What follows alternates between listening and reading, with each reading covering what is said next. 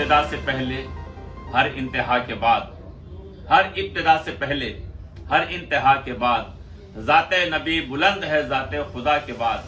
دنیا میں احترام کے قابل ہیں جتنے لوگ، دنیا میں احترام کے قابل ہیں جتنے لوگ، ہم سب کو مانتے ہیں مگر مصطفیٰ کے بعد۔ اصل میں یہ شعر سے شروع کرنے کا مقصد صرف یہ ہے کہ آج ہم لوگوں کو، اپنے آڈینس کو، اپنے جاننے والوں کو یہ بتانا چاہتے ہیں جو بیلنس ہے، جو اللہ کے رسول صلی اللہ علیہ وسلم کے ماننے والے ہیں، یعنی اگر ہمارے اندر ایمان ہے، تقوی ہے، اور اللہ کے رسول کی ایک حدیث بتاتا چلو کہ میرے کسی بھی صحاباؤں کی، اللہ کے کسی خاص بندے کی، تقوی والے بندے کی اتباع کر لو گے تو آپ کو جنت کی بشارت ہے۔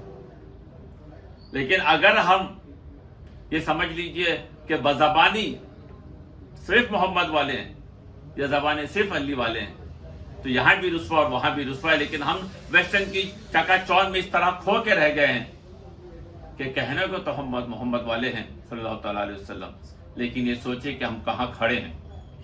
ہم نے اپنی سوچ بنا لیا، سعودی کا مزاج کچھ ایسا بن چکا ہے، سعودی نے اپنی کامیابی کو ویسٹرن کو فالو کرتے ہوئے وہاں پر اپنی کامیابی تلاش کر رہا ہے، لیکن دنیا میں کامیابی صرف وہ ہے جو آنے والے 100 صدی، 1500 سال، 200 سال کے بعد، 500 سال کے بعد کہ سوچو گے تب بھی ناکام رہو گے۔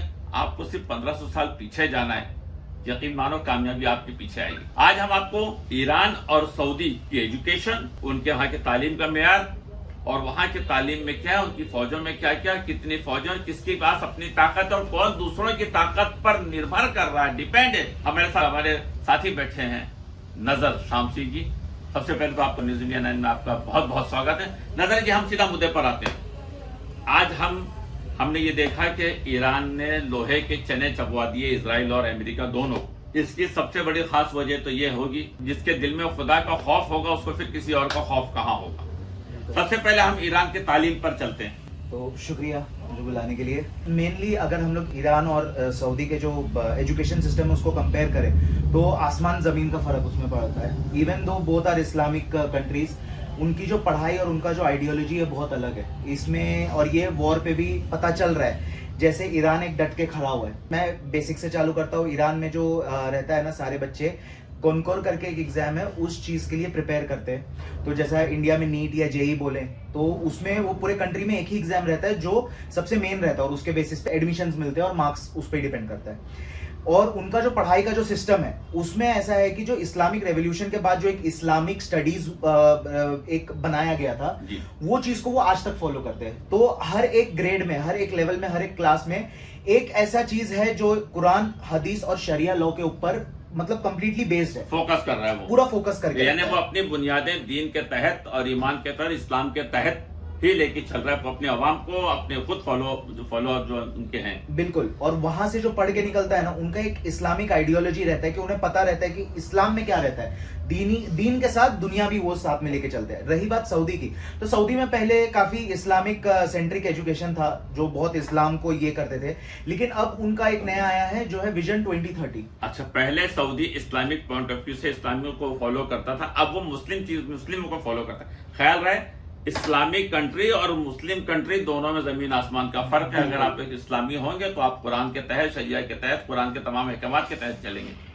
بہرحال جی، تو سعودی میں وہ ویژن 2030 لے کے چل رہا ہے، اور وہ بہت ساری چیزیں ماڈرنائز کر رہے ہیں۔ ماڈرنائز کرنا برا نہیں ہے، ماڈرنائز کرنا چاہیے، ساری چیزوں کو ماڈرنائز کرنا چاہیے، لیکن اس میں ایک طریقے سے نا سعودی نے جو اسلام کا ایک کانسیپٹ ہے پڑھائی میں اور یہ ساری جگہوں میں، وہ ساری چیزوں کو انہوں نے سائیڈ میں چھوڑ دی ہے، اور وہ لوگ اکارڈنگ ٹو ایران وہ لوگ کافی پیچھے ہیں یہ طریقے میں۔ ہاں، ماڈرنائزنگ میں بولیں اور اگر ٹیکنالوجی میں بولے تو ہاں سعودی کافی ایڈوانس ہے ایران سے، لیکن اسلامک طور پہ اگر دیکھیں تو سعودی کافی پیچھے چل رہی ہے۔ ابھی فوج کی بات کرتے ہیں کہ ایران کی اپنی جو فوج کا سسٹم ہے، نظام ہے، جو ان کی نیوی کا نظام ہے، وہ ان کا خود کا اپنا ایک بنایا ہوا مستحکم نظام ہے بنسبت سعودی کے۔ تو ذرا ایران کی فوج کے متعلق آپ کی کیا ریسرچ ہے؟ ایران میں ایک جو فوج ہے ان کا نام ہے ارتیش، جو مین ان کی جو فوج ہے، اور اس کے ساتھ ساتھ جوائن ہوتے ہیں IRGC، Islamic revolution guard corps کر کے۔ تو یہ ان کا پورا ایک 2 لیول کا ایک ڈیموکریسی چلتی ہے، جو ان کا آرمی کا یہ ہے سسٹم ہے۔ साथ में 6 लाख से ज्यादा उनके पास सोल्जर्स है ईरान के पास। और ईरान का जो एक ये मॉडल है ना, जो आर्मी का एक आइडियोलॉजी है, वो चीज इस्लाम के ऊपर बहुत ज्यादा फोकस्ड है। वो लोग स्ट्रेटेजी पे, वो अपने अकीदे पर हैं। एग्जैक्टली, अकीदा, स्ट्रेटेजी और लड़ना, ये चीज पे उन लोग बहुत सबसे ज्यादा फोकस करते हैं। वहीं सऊदी में 2.2 से 2.5 लाख ही सोल्जर्स है उनके पास, और उनका जो है ना एक मोनार्की सिस्टम चलता है, मतलब राजा है, राजा के अंडर एक आर्मी का कमांडर है, और फिर पूरी फौज वो आर्मी के कमांडर के अंदर दूसरी है। तरह से फौजें ला करके अपनी दिफा कर रहे हैं, जैसे कि आपने दिखाया कि Exactly. अपने यहाँ पर उन्होंने पूरा अमेरिका बेस बनाया हुआ है, यानी नाम तो सऊदी का और हुकूमत अमेरिका की चल रही है। एग्जैक्टली, सऊदी मेनली फोकस करता है जो वेस्टर्न जो पार्टनरशिप है, जैसे यूएस, यूके, ये सारी जगह है ना, ये सारी जगहों में मेन सऊदी का फोकस रहता है। और अगर जस्ट इन केस अगर यूएस और यूके ने हाथ छोड़ दिया तो सऊदी का पूरा आर्मी गिर जाएगा, अगर वैसा है। आपको याद होगा सबसे पहली जो जंग हुई थी उसमें मुसलमानों की तादाद सिर्फ 313 थी, और 313 की तादाद के बाद भी फतेह पाई थी। जंग खंदक, आपको याद होगा जब जंग खंदक खोदी गई थी, हजरत अली रजी अल्लाह ताला अन्हु ने जब वो बड़े नामचीन पहलवान को पटक दिया था। हमारे मकसद बताने का सिर्फ ये है कि मैं खालिद बिन वलीद रजी अल्लाह ताला की उस एक लाइन को कहते हुए चलूंगा कि जब वो रोम फतह करने के लिए निकले तो उन्होंने जो संदेश भेजा कि ए रोम के लोगों, तुम्हें जिस तरह से जिंदगी अजीज है, जो कौम तुमसे लड़ने आई है उसे उसी तरह से मौत अजीज है, शहादत अजीज है। और आज बिल्कुल ऐसा ही हो रहा है कि ईरान जब खड़ा हो गया है अपने अकीदे पर, अपने अल्लाह पर भरोसा करके, तो अमेरिका और इजराइल उसके सामने बौना नजर आ रहे हैं। ये ईरान की ताकत नहीं है। फिर से मैं दोहराना चाहूंगा, खालिद बिन वलीद रज़ी अल्लाह तआला ने जब अपनी फौज को देखा और उनकी फौज के अंदर दुबले पतले और जो सिपाही हुआ करते थे, उन्होंने कहा कि अगर तुम्हारे अंदर से ईमान हट जाए तो तुम हड्डियों का ढांचे के अलावा और कुछ नहीं हो। ईरान के पास ईमान की ताकत है। अभी हाल की जंगों में किसी कंट्री के प्रेसिडेंट ने एक लाइन कही और बहुत लाजवाब लाइन है कि जो कमजोर होता है उसकी ताकत उसका ईमान हो, क्योंकि जो ताकतवर होता है वो अपने गुरूर पर होता है। सऊदी जिस इंतजार में है कि भाई मैं इन सब लोगों को ले लूंगा और ये मेरे साथ आएंगे, मेरी हिफाजत करेंगे, तो जमीन पाक पर ये नापाक कदम क्यों आए? ये कोई पूछे सऊदी से इनकलाब क्या है? अब अबाबिलों का लश्कर नहीं आने वाला। जब मदद मांगी है तुमने किसी यहूदी से, कहां से तुम जीत पाओगे?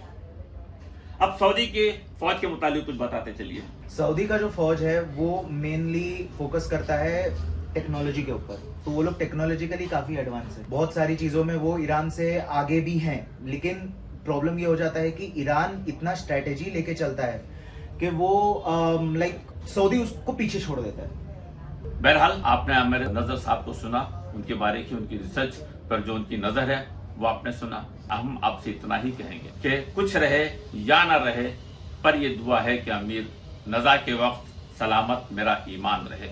आपका ईमान सलामत है, आप तमाम मसाइब, तमाम परेशानियों को बआसानी हल कर लोगे, क्योंकि आपका अकीदा आपको अल्लाह से जोड़ता है। हम अपने प्रोग्राम को यही समाप्त करते हैं। आसिफ खान को इजाजत दीजिए, फिर मुलाकात होगी किसी नए मौजू पर। जय हिंद।